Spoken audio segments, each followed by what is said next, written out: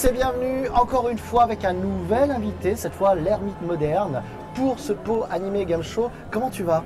Eh ben, pas trop mal, je t'en remercie beaucoup. Il y a beaucoup de bruit, il y a beaucoup d'êtres humains. Je suis pas habitué en tant qu'ermite, Ouais. mais ça va. Alors justement, tu me dis que t'es pas trop habitué. Alors, on te voit quand même pas mal sur des salons pop culture. C'est vrai, c'est vrai. J'ai des périodes où je fais le tour des conventions. C'est quelque chose que tu aimes bien, un petit peu aller vers le public, voir un petit peu tes fans et ta communauté surtout? Je vais être parfaitement honnête. J'aime voir mes fans, Ouais. j'aime interagir avec eux, j'aime bien me balader dans les conventions.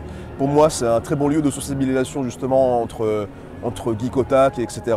Ce qui était très bien pour moi parce que je viens d'une génération de personnes où le mot n'existait pas en fait. Ouais. Pendant très longtemps, j'étais, comme qui dirait, un passionné de tout ce qui est pop culture, science-fiction, fantasy et tout ça, mais il n'y avait pas de mots précis pour désigner ce genre de personnes. Et le fait d'aller en convention, ça me fait rendre compte que s'il y a des gens comme moi, qu'il y a un nom précis pour nous et que ça permet de nous retrouver. C'est pas péjoratif. Non, maintenant c'est pas péjoratif de dire ça de toute façon. Ah oui, non, carrément. Maintenant, il y a beaucoup de mots qui au début étaient péjoratifs, sont maintenant devenus des cris de ralliement. Vous voyez, maintenant geek ça en fait partie. Mais maintenant, ceci dit, j'aime beaucoup les conventions, Ouais. mais je suis de profil un peu introverti et du coup être avec beaucoup d'êtres humains en même temps, ça Ouais. me fatigue. D'accord. Voilà, c'est comme le sport, vous voyez. Le sport, c'est bon pour soi, c'est bon pour la santé, ça fait plaisir, mais à la fin, tu as envie de dormir 3 jours. Ouais, ouais. J'ai envie de te dire, je suis un peu plus sociable, Oui. mais c'est pareil pour moi. Hein. Je fais à bout de 2-3 jours de salon, tu as juste envie d'aller mourir dans ton lit. Hein. C'est Donc, vrai. Du coup, je comprends totalement la fatigue, qu'elle soit aussi bien physique que psychologique. C'est vrai, mais Ça, c'est clair de la que bonne c'est- fatigue. Mais c'est de la très bonne fatigue. C'est de la bonne En tout fatigue. cas, on est super heureux que tu sois avec nous pour cette Pareil. convention, pour cette nouvelle édition du Pau Animé Game Show. Est-ce que tu peux nous parler un petit peu de ton actualité en ce moment là sur YouTube? Alors bien sûr, maintenant ça fait un peu plus de 11 ans que je fais des vidéos sur internet. Bon, on peut dire, on n'a qu'à dire 8 hein, parce que les 2 premières années ne comptent pas. Voilà, 2-3 premières années. Non, pour de vrai, voilà, je fais maintenant du YouTube depuis 2010-2011. Et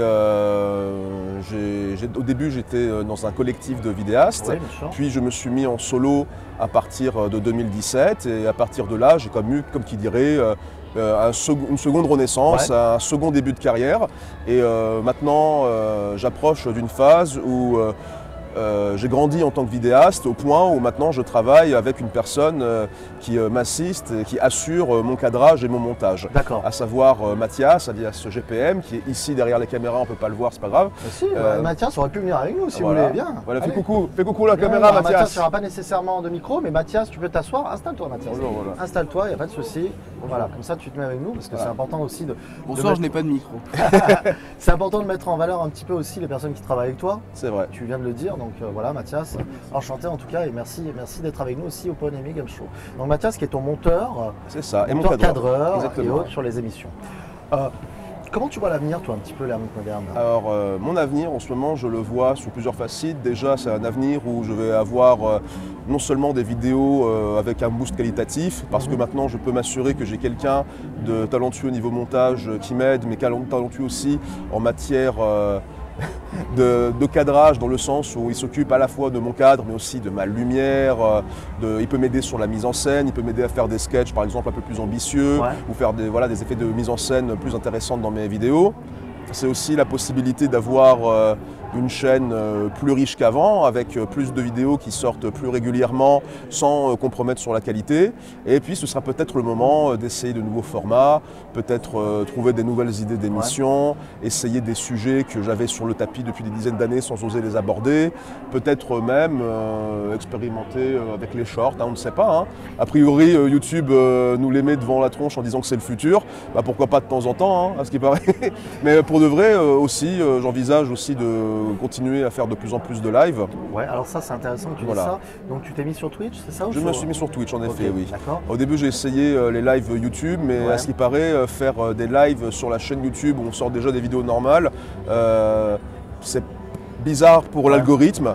Mais en même temps l'algorithme c'est un espèce de dieu polythéistes comme ceux de la mythologie grecque, où si tu fais un peu de travers, il te punit comme Zeus ou Héra ou je sais pas quoi. Personne comprend comment ça marche, mais tout le monde se tient à carreau. Mais oui, voilà, pour le coup, Je fais du live sur Twitch, Ouais. ensuite je fais mes VOD sur YouTube. Et sur Twitch, je ne fais pas nécessairement du gaming, mais je fais aussi beaucoup de vidéos de réaction et d'interaction avec les gens, et ça Ouais. marche très bien aussi. Et quand je fais du gaming, généralement, c'est faire une fusion entre mes vidéos Twitch et mes vidéos YouTube avec les pourquoi ça existe. Le principe, c'est que je fais des vidéos en fait sur des jeux étranges, bizarres et insolites. Premièrement, je les fais en live et à partir des footages de live, je construis une chronique écrite, montée et mise en scène qui mélange mon format chronique normale et les captures que j'ai fait de mes lives. Ce que j'aime bien avec toi, surtout, c'est que tu es touche à tout. Tu es un des rares youtubeurs qui connaît énormément de domaines. Tu me parles de jeux vidéo, mais je sais que tu es très fan de manga, très fan d'animé, tu aimes beaucoup le ciné et autres. Pour moi, t'es vraiment, j'ai envie de te dire, multitâche. J'ai une connaissance approximative de beaucoup de choses. C'est ça. Et justement, alors, on te connaît beaucoup pour le gaming. Est-ce qu'il y a un domaine de prédilection autre que le gaming où tu brilles et que tu aimerais peut-être un jour un peu plus mettre en avant? Honnêtement, si je le pouvais, j'aimerais aussi un peu plus parler par exemple de bestiaire et de mythologie. Ouais, très C'est bien. vrai. C'est un domaine par exemple que j'ai un petit peu touché. Il y a un moment, j'avais fait des vidéos sur les Pokémon et je les avais comparés aux yokai. D'accord. Et du coup, ça m'a permis de parler un petit peu du folklore des yokai, ces créatures légendaires, fantomatiques, fantastiques japonais. Et par exemple, j'aimerais bien explorer par exemple le folklore celte, grec, voire même d'Amérique du Sud et comparer ça avec d'autres figures de la pop culture. Parce que mine de rien, ce qui est intéressant avec la pop culture, c'est que c'est un petit peu la version moderne de la culture folklorique. Ouais. Pop culture, c'est populaire, c'est le peuple. Le folklore, c'est les folks. Ce sont les gens qui se racontent des histoires entre eux et qui fabriquent leur propre mythologie dans leur village, dans leur communauté. Et faire un parallèle entre les deux, ce serait vraiment très très bien. C'est intéressant, hein. C'est intéressant. Cette idée est super intéressante. Tu devrais vraiment y réfléchir, y songer, parce que je trouve ça vraiment bien. Bah, moi, après, je dis ça, je suis pas objectif, c'est des trucs qui m'intéressent. Moi, j'aime bien la mythologie, j'aime bien le folklore, les bestiaires. En plus, tu parlais de yokai, c'est super cool. Quand je vois ça, je vois aussi folklore scandinave, bestiaire français vrai, aussi, ouais. parce qu'on a tendance à l'oublier. Mais il y a énormément de légendes, de mythes autour de beaucoup de créatures en France, mais on oublie. C'est ça. vrai, on oublie. On n'entend que le Gévaudan, la bête du Gévaudan, mais sachez qu'il y en a dans toutes les régions. Hein, dans toutes les régions. Ah ouais, je chaque trouve que créature, c'est des idées qui sont vachement intéressantes. Tu devrais vraiment y réfléchir. Ah, je vais réfléchir. Marrant. Merci beaucoup en tout cas. Pas Merci de beaucoup souci. l'Ermite Moderne d'être avec nous sur le Po Animation Show. Écoute, on te retrouve en dédicace. Ça marche. Et photocall aussi pendant toute cette dernière journée. C'est ça. Et merci d'être avec nous encore une fois. Quoi. C'est un plaisir. Merci Et de m'avoir invité. Merci Mathias aussi. Merci, d'avoir été Mathias. avec nous De rien, aussi. merci beaucoup à vous aussi. Allez, on se retrouve d'ici quelques instants avec un nouvel invité. Merci à vous.